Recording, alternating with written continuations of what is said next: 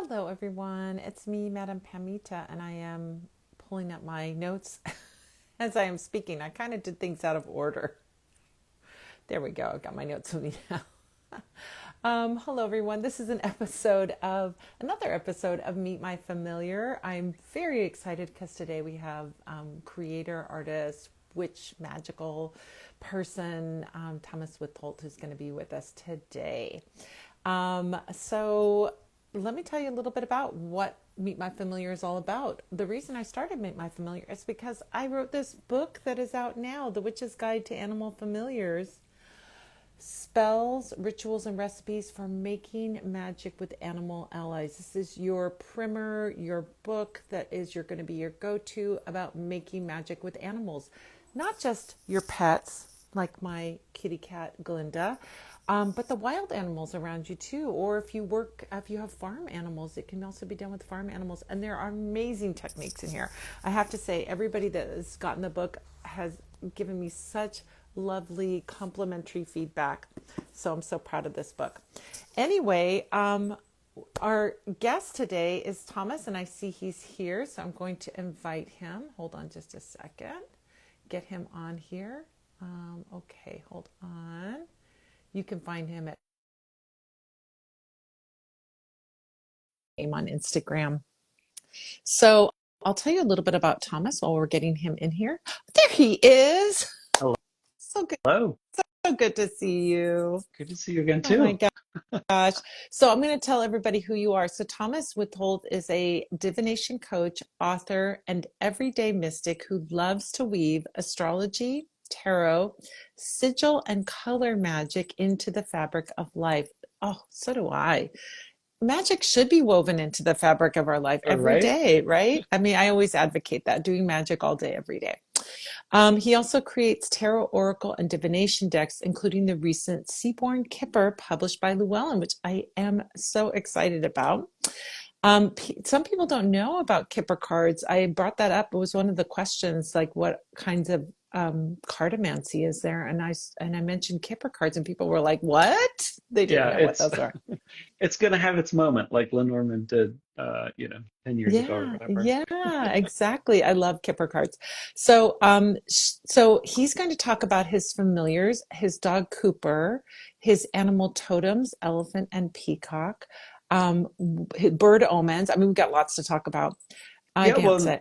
yeah. I Yeah. mean, so I got my pre-order of your book, Oh, thank so you I've been able so to much. dig into it and see how you're categorizing these different things. And I was like, oh, okay, yeah. I've got like, okay, this Cooper's an animal friend who's not really Yeah, familiar. Like this is right. Like this is my maybe animal kin. yeah, This is my yeah, so exactly. I it's mean, fun I'm stuff. giving different names to things or naming things, not like in putting things in boxes really, but just so that people can understand that, like I explained, that we can have relationships of all kinds. The familiar relationship is that relationship where the animal is lending their energy to our magic. That's my definition of the familiar. If someone has a different definition, it's totally valid. But this is how I'm sort of categorizing them so that we can see, not that like, oh, the familiar is the thing we all aspire to have, but like, what are these different relationships? So as magic makers, we may have people that are non-magical friends who are still delightful, wonderful, meaningful, and deep friendships, but they're not lending their energy. They're not stopping your magic, but they're not lending energy to your magic. Right. So it helps us to understand. But that being said, a lot of what's in the book, there are things that are definitely magical, things where your familiar will participate in. But I'm also talking about things like spells that you can use for any animal that's significant, if you want to protect them, or if you want to honor their spirit as they're passing out of physical and into non-physical.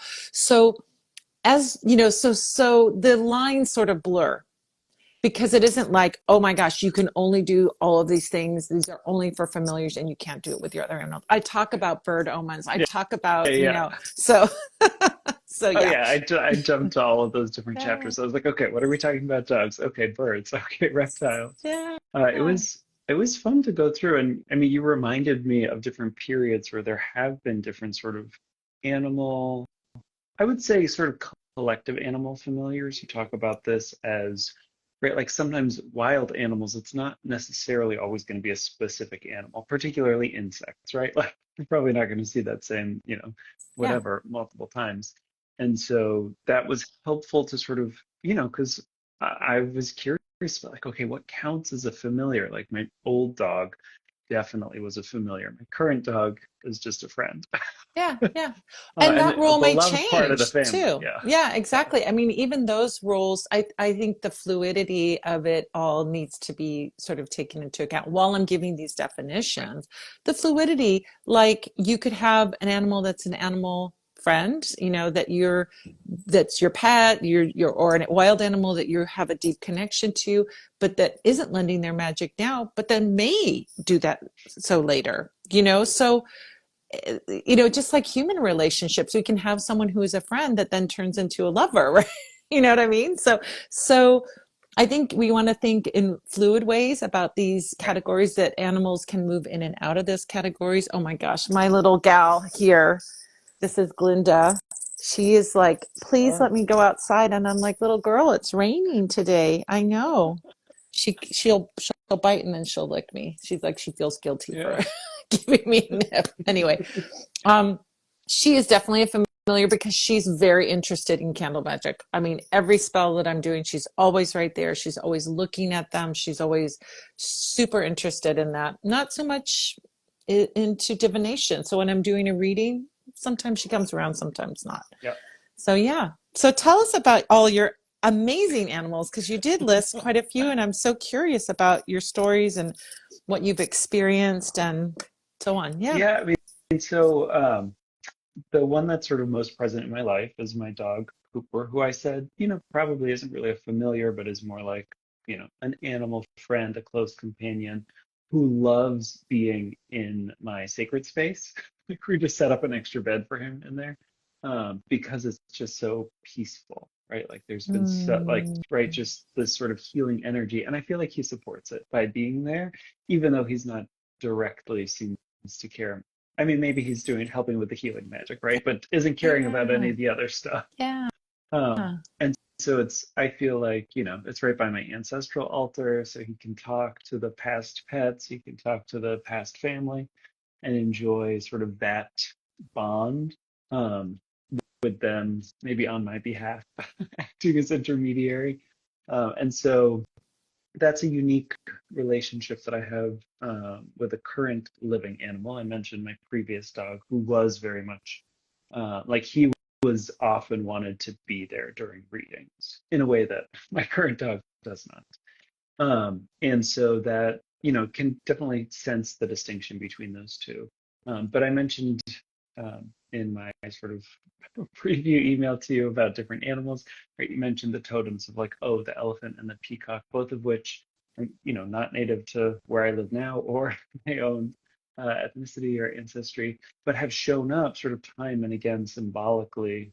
And there was one day where someone just said, like, are you obsessed with elephants? And I was like, I have no idea what you're talking about. He's like, there are 17 different elephant like figurines in your house. Like, why? And I hadn't even realized that like I had collected them or they had found me over Oh, time. And I was like, oh, yes. I just like them, right? So they're speaking to me on that level. Um, I think I mentioned a fox spirit guide who I think that that one does connect me the most with like wild Mm. familiars, particularly like squirrels and rabbits and things, which is funny to think of the fox being the the intermediary for those, right? But yeah, the bird omens, right? Like always being very aware of bird movement in the sky. Of Mm. course, seeing when there are multiple on a line, you have the famous sort of poem of the 12 bird, Yeah. 12 blackbird, 12 crows. Yeah, so it comes in different forms, right? Like how we actually connect. And I sometimes sense birds not just as messengers, you talk about animal messengers in your book, but also sort of a sign that like, oh, okay, the energy is moving now, right? Like the working is working, right? Yeah. And them sort of being the communicator on that front, like the expressive rather than the receptive communicator. So lots of different. ways to be thinking about it. Yeah, one of the things I learned, as you know, when you create something, you always learn something, don't you? Yeah. Because you're researching and doing all this stuff. And one of the things that I learned, I might have heard it before, but it never really, I didn't remember it. Let's just say that is the word augury actually comes from reading bird omens. And it's something that is so ancient. Like as I was looking into reading bird omens for that section in the bird section in the book, I was fascinated with, oh my gosh, there's so many things, and it goes back to prehistoric times. I mean, because the first written account is really showing up in ancient Babylon and Mesopotamia, Sumeria, in these first cultures that were writing. And when they were writing about it, they were writing about it like it's something everybody's but done for a million Right. years. Right. And it's very if I look at the whole thesis of my book, really the whole idea is that there's this idea that people have of the witch's familiar, which is comes to us from the Hammer of Witches, which is this treaty against people doing magic. Basically, it's to condemn people and send them, and really was written by this monk who was a weird perv who wanted to just ask women about their sexual activity on a court. He wasn't a good guy for many reasons, but when we look at like what things would be considered criminal or suspicious, let's just say would arouse suspicion if somebody said, hey, you know, Joan over there is a witch. She feeds animals, feeds wild animals. She talks to animals. She's named the animals. I mean, the things that we think of as like sweet and cute were cause for people to be condemned. Well, when you look at what that is in a bigger scheme of things, what that really means is that this abuse of animal was the norm, abuse of animals and using animals, and the concept even in the quote unquote enlightenment that animals aren't sentient, don't have any physical sensation. Yeah. People believed that they didn't experience pain, let alone have emotions and things like that, when that's the norm and that's what is the format for everything. So these behaviors, which I believe and you probably understand, go back to our animistic roots way before written history, when people really had to be aware and work with nature and were in touch with all of that and paying attention to what are the birds doing, what are the insects doing, what are the animals doing, how can I partner with them and help me find food, shelter, whatever I need. So we look at people who still carried that care and love and connection, respect for animals, and they were seen as suspicious. So Mm. that's really it in a nutshell, is that we are looking at a very old animistic practice in a society that was like, these things need to be wiped out. Yeah. And so, yeah, Yeah. And yeah. it's interesting, right, to think about,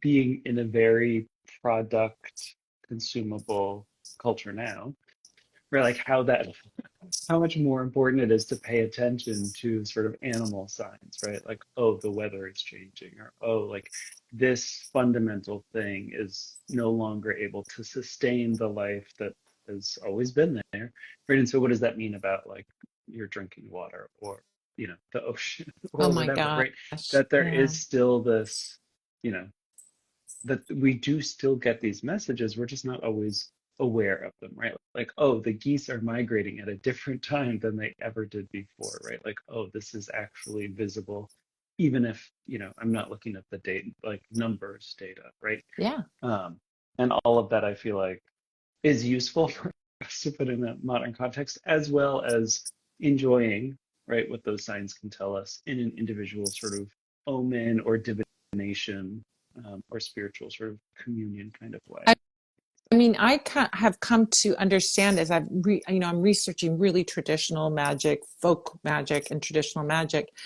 And, one of the things that I think is fascinating that people don't understand is that the measurement of time was so different then. We have the idea of a clock really, or the concept of the clock is such a recent invention, right? If you think back, first of all, this idea of time zones didn't Yeah. exist until 150 years ago. Only 150 years ago did we get into this idea of time zones.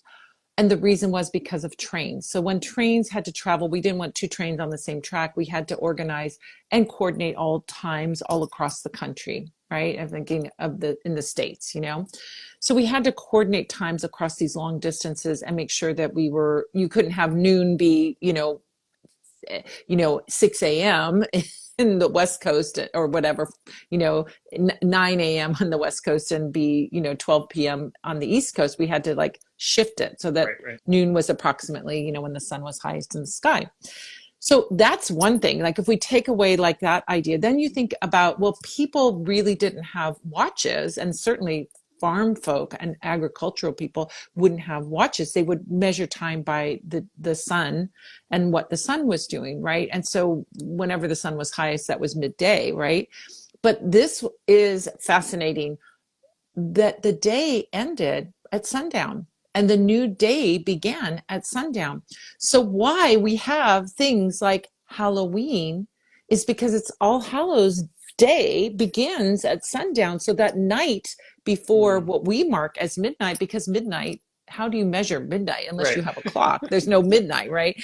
So this day began so every holidays, we look at folk holidays, begin at sundown and then go until the next sundown. So that's why things like, well, Halloween, why isn't it November 1st? Why is it October 31st?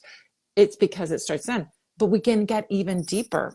When we look at holidays like, let's say, like the Sabbats, right? These old folk holidays, I really highly, highly, highly doubt that people were going, oh, it's February 1st, it's Imbolc. Right. They weren't looking at a calendar to get this date. They were looking at what was nature doing.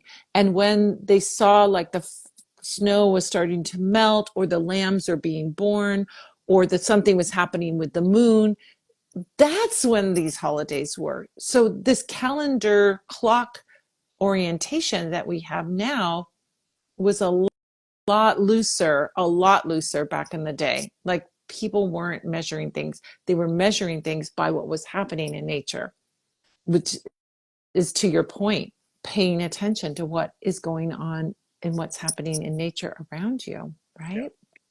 Absolutely. I want to hear about peacock for you because no one has brought up peacock. It's very interesting. I find a lot of magical people connect, myself included, connect with foxes. Mm. Foxes are a huge one. Like, I mean, that's probably second, probably only to The cats and cat. dogs. Yeah. Well, it's funny, right? I was talking about Lenormand earlier, and some people will read the fox as representing cats, right? Yeah. They're sort of like, because it's not a dog, it's the Yeah. next closest thing.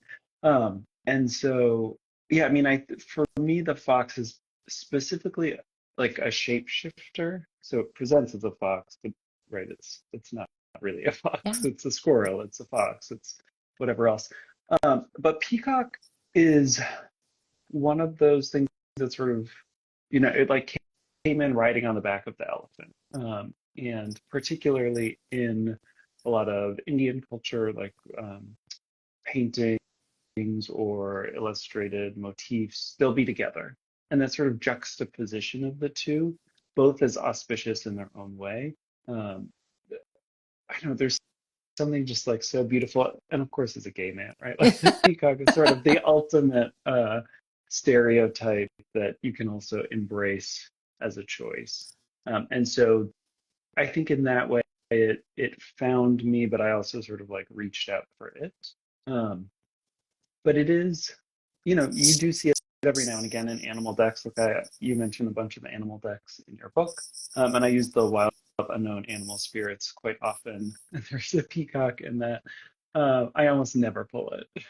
Yeah. I always get like crow and vulture and shark, all these like destroyer, not destroyer, but like transformer Yeah. energies, let's say. Yeah. Peacock is very much sort of like present and aware, and there's a willingness to risk something with the peacock. I mean, if you think about it, that tail is completely useless, right? Like it is intentionally anti-survival in order to demonstrate the strength and like viciousness of the peacock that they can survive despite this. I mean, for the male peacock, right?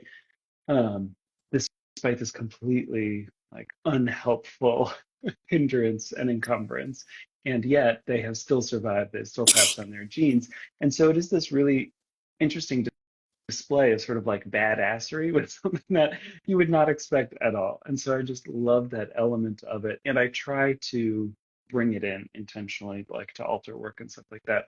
In part because I do a lot of goddess work as well, and it feels like a sort of feminine masculine that feels Yeah. right for me, Yeah. um, right, or a very performed sense of appearance that just works with the goddesses that I tend to work with. So I mean, that's how I think that I comes in. think all a lot of birds can be this wonder. I mean, it's not to turn this into political commentary, but like this idea that's floating around that trans people and gay people are something new that has Right, been right, invented in the last 5 years or whatever.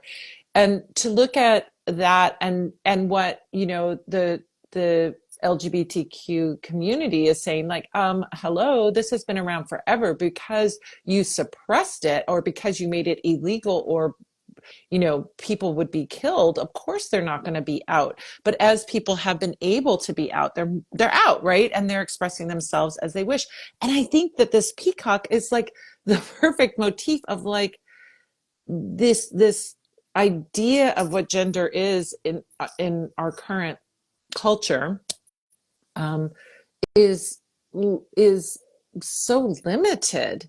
Because look at nature showing you something different, right, showing you a male who's like a right, Liberace. right. You know what I mean?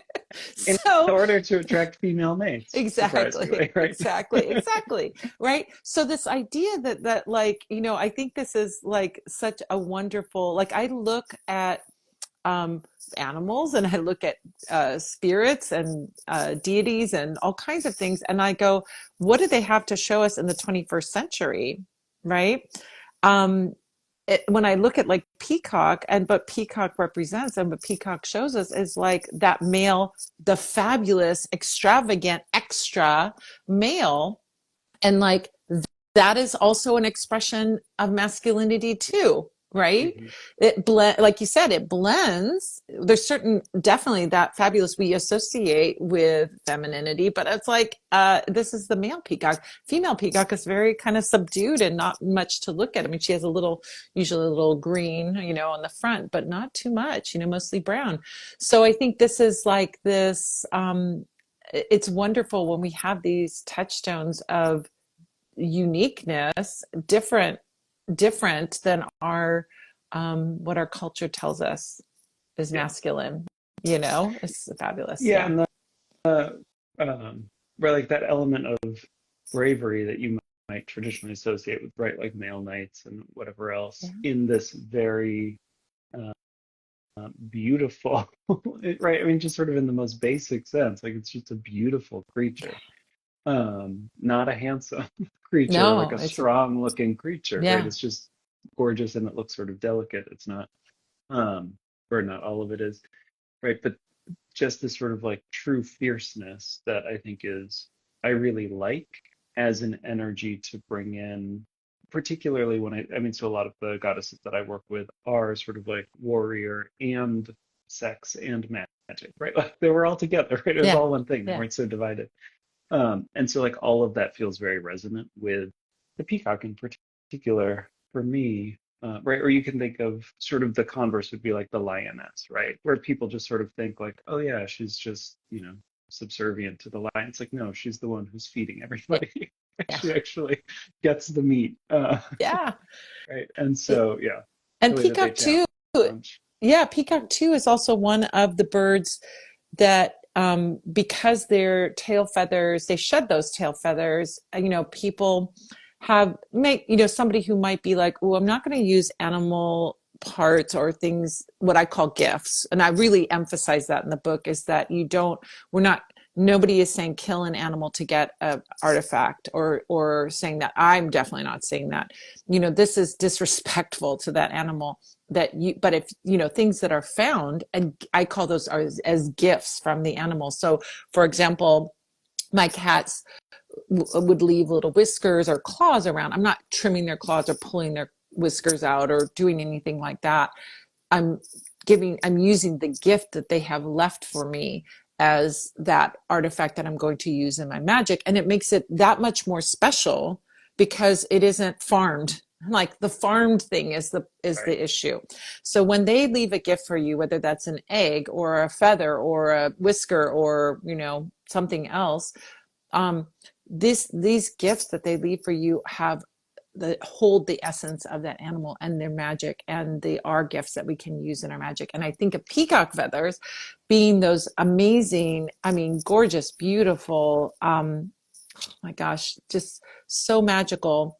And I talk about things that you can do with the feathers, including just having like a Victorian home, having a vase with Lots of feathers in it. feathers. Yeah, of these gorgeous peacock feathers with their eye that is like that eye of, reflecting the evil eye, so Mhm. that you deflect the evil eye and you keep negativity away. It's the simplest thing that you can do.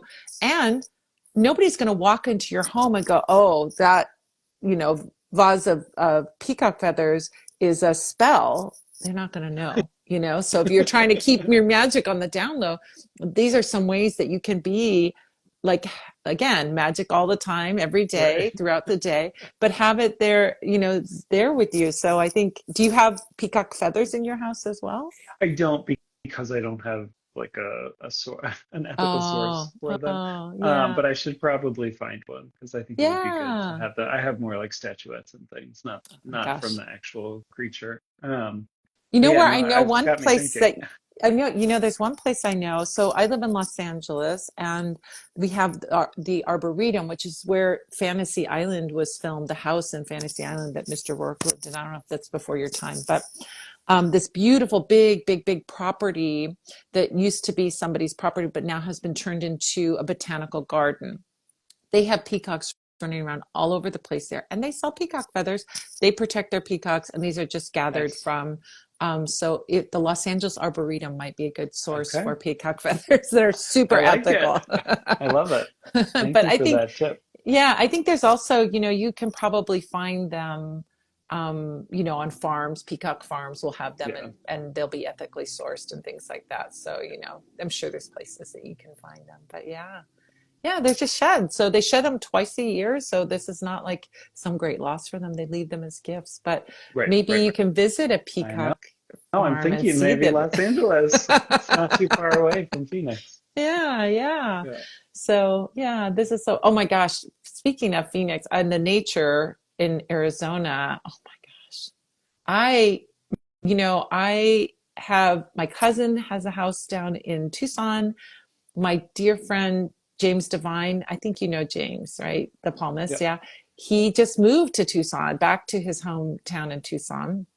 And he's there with his parents. His parents live there, and he's taking care of his folks. And, but there's that nature museum that's in Tucson. Do you know about I don't this? know what that It's is. No. the nature museum. I kind of want to say Okay. it's the nature museum, but that's not quite right. It's an hour away from you. You need to go.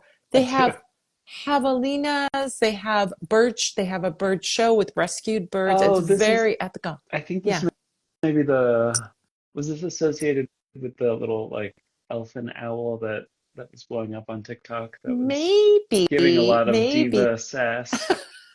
Well, let's see. I'm going to look at it now. You don't want to go there now because the gem show madness of Yeah, yeah, all no, that. But it's Nature unhinged at the moment, Center. but Let yeah. me see. I'm going to tell you the exact name of it. It's the Desert Museum in Tucson, the Okay. Arizona Sonora Desert Museum in Okay. Tucson. Okay. Anybody that's near Tucson, I super recommend it. It's got their preservation and conservation, super ethical with their animals, and you get to see them, and also the time to go is like maybe in a month or Yeah, two when all before the cacti it's too start. hot. Yeah, and the cacti are like showing their little blossoms, Yeah, and oh my gosh, I went there last March and it was just, oh my gosh, amazing. yeah. The desert is As you magical. were Desert in talking Arizona is about magical. the right, like sort of awareness of Imbolc, like that was the day that all of the sort of bugs started popping in Phoenix. I was like, oh, I can't wait for all of the Palo Verdes, all the I saw already the I want to say mimosa, but that's not what they're called. The I'll I'll Yeah. remember it, right? But like these little orange puffballs, um, that those started popping up, and they're like, it's just that time. It's like, oh yes, this is what that season means for us here, because we're a Yeah. little ahead of Yeah. schedule. But I also think there's something so magical about cactus blooms. I mean, I know we're supposed to be talking about animals. I want to talk about this for a second because I'm super passionate about it. Also, I'm writing a book about plants right now, so my brain is in plant land. But as you like look at like one of the things I love about cacti is that if you blink, those flowers are gone. So they're there, they bloom once a year. Most of them bloom once a year. The bloom is there for a week or two and then it's Yeah. gone, and the rest of the year you just have a cactus. And I think that rareness, that rarity of the bloom, to me, it just is like, it's like seeing a celebrity. That's what I feel. Yes, yeah, for sure. Right, like when Like, you go and you're like, oh my God, they're yeah. actually in bloom. Yes, it They're feels real. that. Yeah, it's like, oh my gosh, I just saw Demi Moore's. Oh my God. That's how it feels. I guess that's my Los Yeah. Angeles version of that. But that's when I see the cacti and the blooms, I just like, oh my God, like I have to comment on it. I got to stop. I got to take a picture. I got to get their Yeah. autograph, you know, Yeah, we're all those members of things. the botanical gardens here, Oh, so oh yeah, my we don't gosh. miss those at Oh all. my gosh. Well, you're gonna have Gotta to go go. down to take a drive down to Tucson and check out that Yeah. Sonora, that an Arizona Sonora Desert Museum. It's so good. I'm gonna be coming down your way to visit my cousin probably sometime later Oh, this month, and I'm gonna definitely nice. make another trip to that desert museum because it's so good. Let me know when you're here. If you have Yeah. time, I'll visit you and Oh Jim. my Tucson, we can gosh. have a little. Yes. That'd be so fun. Then maybe we'll all go to the desert museum. That'd be Exactly. really fun. Yeah. So, I want to ask you if you had any tips or tricks or, kind of like somebody came to you and says, well, like, how can I get started bringing an animal into my spiritual practice? What would be like your first step or tip or trick that you would give to somebody? Yeah, I mean, I think I mean, for me, I'm a big sort of inner journey visualizer. Like that's how I sort of first connected with the animal energy, let's say, as opposed to actual animals, in that kind of magical work. And so for me, that's where I would start because that's where I did start. And sort of seeing like, okay, what are these sort of patterns? Oh, what am I noticing? And so for me, like in when I'm working, or when I'm sort of just out in nature, which you get to be a lot in Arizona, right? Like, well, where's my eye drawn? What am I aware of? And is it does it feel like I'm just like constantly vigilant for the thing, or does it actually feel meaningful? Because we have a billion stimuli every day, not all of it's meaningful, right? And so allowing that moment of recognition and of seeing like, oh, this felt like a thing, as opposed to, oh, hey, there's a butterfly over there, Yeah. right? Like, oh no, I felt that butterfly was there before I saw it, right? Like I knew to look there. And so that just sort of getting attuned to that, I think really helps with the process of making a meaningful connection with whatever. I mean, animal spirit, whatever.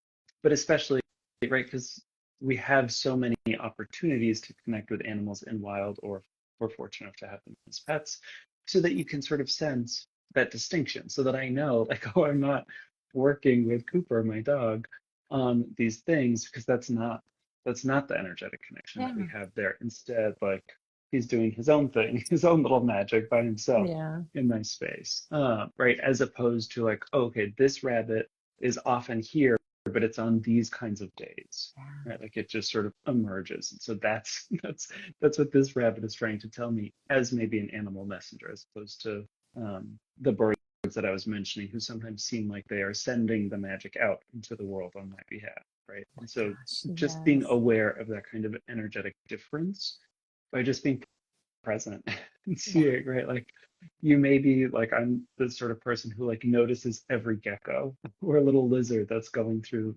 on a path. That not everyone sort of notices those things. That's fine. Those aren't for you, right?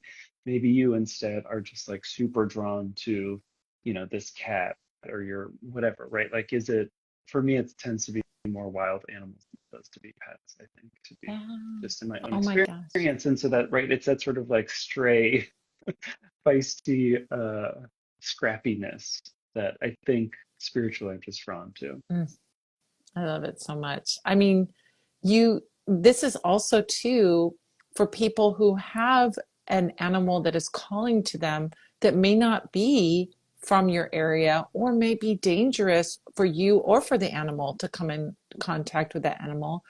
Vision journeys, you can vision journey all day, every day with an elephant, right? You can do a vision journey with a fox and Yeah, have amazing adventures. So I think about it's not, again, not only am I not advocating taking animals and using them for the parts, none of that, but also like respecting that animal's wild nature, right? We don't want to tame necessarily the animal. We want to rewild ourselves, not tame the animal. We're not teaching you to do, a trick with a, right. a fox or something.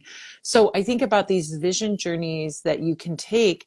Like I talk about in the book about bear being like super big animal messenger for me and really powerful messenger for me. I'm not going to go do the grizzly man thing. I'm not going to go hang out with a bear. It's not right for the bear and it's not right for me, but I Right. can take vision journeys all day long. So that's such a great tip for everybody. I love that so much.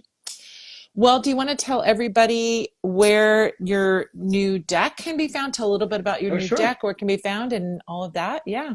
Yeah, so I got to partner with Ciolo Oh, Thompson, who's the oh creator my of the gosh. Line Strider Tarot and the Hedrick Yes. Botanical and an animal oracle deck, the Winter Seer. Um, she's done a couple of other decks as well, but she and I decided to partner up for this genderqueer mermaid kind of take on Kipper. It released early last year, so about a year ago now. And it's available through Llewellyn. We did a Kickstarter for it first, but now it's just through Llewellyn. And yeah, it's just, Kipper has a very direct, sort of no nonsense approach. It is, Germanic fortune telling.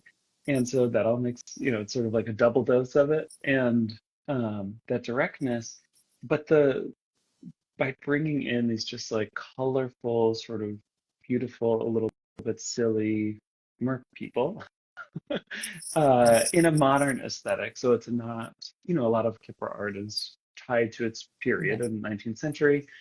This is not. Ciolo was like, I don't want that. I want something like bright and colorful and beautiful. And so, yeah, just it offers something different. It is meant to be inclusive. It is meant to be playful, but still very Oh meaningful. my gosh. And so I got to write the guidebook for it, and she did the art, and it was just like such a dream collaboration. She's so fun. Yeah. So I mean, their art is so beautiful. And I have to say, I love, and I often talk about the mermaid as being transitional, whether that is your, transitioning, right? Transitioning, from one gender to another, or non-binary, or also transitioning like changes in our life when we're going from maybe from one stage to another or one phase to another, whether you're going from mother to crone, or you're going from adolescence into adulthood. I think of that mermaid and mermaid energy being so much about that, like, you know, change and transformation. So I love it so much. So beautiful. Well, thank you so much, Thomas, for joining me. I adore yes, thank you. you.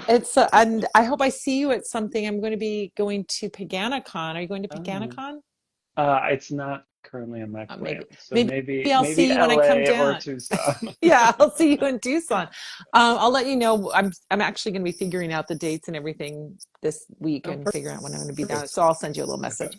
I want to remind everybody that The Witch's Guide to Animal Familiars is out now, and if you purchase it, you can go to animalfamiliars.com, sign up, let us know where you bought it, and you can join me on the 16th for a party. We're going to have a little party, a celebration of the Witch's Guide to Animal Familiars, where I'm going to be doing a trivia contest for the first 3 chapters. You only have to read Ooh. chapters 1 through 3, and they're short chapters.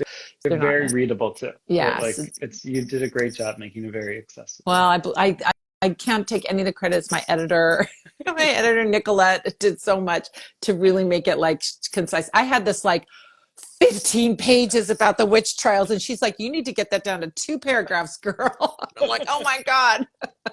So she really made me, I tend to overwrite, so she made me be very succinct. But the result is a great book. I mean, that's what an editor does is really help you sharpen things up. You don't get to go on your tangents, which is a good thing. But anyway, so the first 3 chapters, read that, get the book. Also, I want to remind everybody, if you have a Spotify premium account, you can get the audiobook as part of your Spotify premium at no extra charge. You get 15 hours of listening time each month. So if you have a Spotify premium, you can download and listen to that book when you're driving or walking or doing something, working around the house. Some people like to read along while they're, listen and read at the same time. You can do that. That allows you to take notes and do all that stuff. So yeah, so I want to thank you so much for being here with me. I hope I get to see you when I come down there or you come up here. Yeah. And thanks again for coming. Yes. And I hope to see you soon. And thanks everybody for hanging out and listening. Oh, oh my gosh, look at this. Literapy, literapy. I don't know if it's literapy. Sorry, I can't pronounce these names. I love the connections you made to witch trials and hadn't really six sense which animals were persecuted to. Oh my gosh. Yeah. I mean, like I said, I had 15 pages on the witch trials with all kinds of documentation of this one and this animal and this one. And she's like, you got to get that down to 2 paragraphs. I'm like, okay, let's get to the good stuff. Nobody Yeah. wants the history lesson. I'm like, I do. Right, right. Lit therapy. Thank you. Lit therapy. Thank you so much. All right, you guys, thanks for hanging out here. This will be living on Instagram and it will also be up on YouTube to live forever as an archive. I love YouTube because we can find things, it's easy to find things. So it'll be there. Thank you so much, Thomas, for sharing your deep wisdom. And I hope to see you soon. And thanks everybody for hanging out. Bye.